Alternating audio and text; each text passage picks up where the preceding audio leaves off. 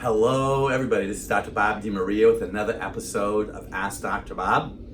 Some tremendous new questions. Dr. Bob, is it necessary to detox the uterus after a miscarriage or giving birth? Which I thought was a very interesting question. I've never had anybody ask me that before. I'm not a gynecologist, but I have so many ladies that come in and have pregnancies, and they don't go detoxing their uterus per se, but I encourage them to work on detoxifying their liver. You may consider getting Dr. Bob's Drugless Guide to Detoxification. Stay away from sugar and fruit. Dr. Bob, is it necessary to have a DNC on either of the above procedures? You know, once again, I know that back in the day there was a lot more people having DNC, which is scraping the inside of the uterus, but I've been doing this for over 40 years, and I have so many ladies that we see now that are pregnant that their life just goes on. When it comes to a miscarriage, though, you might want to get Dr. Bob's Drugless Guide to Balancing Female Hormones, because I learned that miscarriages are common with low progesterone. That's really important, by the way. Dr. Bob, how can I reduce my systolic blood pressure? It goes between 140 and 155. My lower number is between 68 and 74. You're 55 years old, 120 pounds, 5 feet tall. And when it comes to blood pressure, there's a lot of reasons. Number one, you might not have enough magnesium. You could have an alignment issue going on in your neck. You might be overweight. You might not be drinking enough water. Those are very common body challenges that somebody that has had blood pressure issues.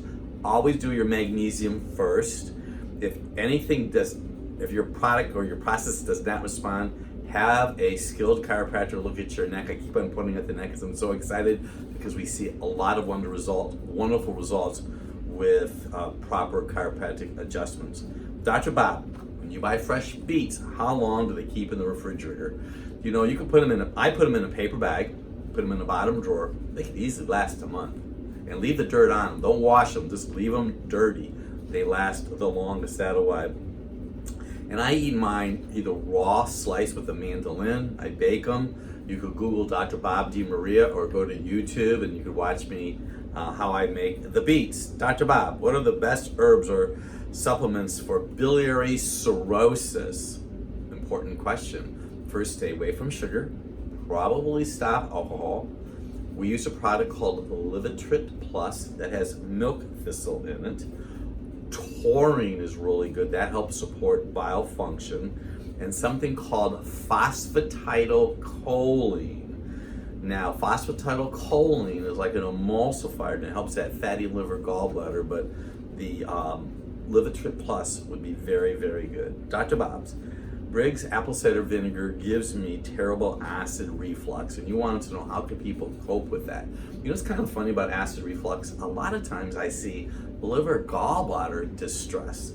Compromised liver gallbladder causes more GERD, which is gastroesophageal reflux disorder or disease.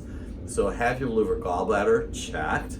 We take standing films in our office, rate x-rays to see how large a person's liver is. And once again, you might want to get Dr. Bob's Drugless Guide to Detoxification. Dr. Bob, I'm a vegan, and you wanted to know if it's okay to eat beans and lentils. You were just talking about a lot of different kinds of foods that you eat. And you were concerned about a fatty liver. I primarily eat non-starchy green vegetables. Minimal lentils, minimal or no sweet potatoes or yams. I really focus on non-starchy green vegetables. I am not a vegan. I eat organic beef, lamb, chicken, and turkey. I eat minimal fish and no pork. Dr. Bob, I'm suffering from epilepsy for 4 years. I'm taking lots of medications. One of them is causing hair loss. You want to know what to do about it. Sometimes we'll see seizures caused when your blood sugar is low. Very common. Also, we'll see it when people have mineral deficiencies and possible an oil imbalance. That's one of the reasons that we encourage our practice members to do the omega test, which is the omega-3 and the omega-6 test. Great questions. I'm in Westlake, Ohio, and Naples, Florida. I'm Dr. Bob DiMaria.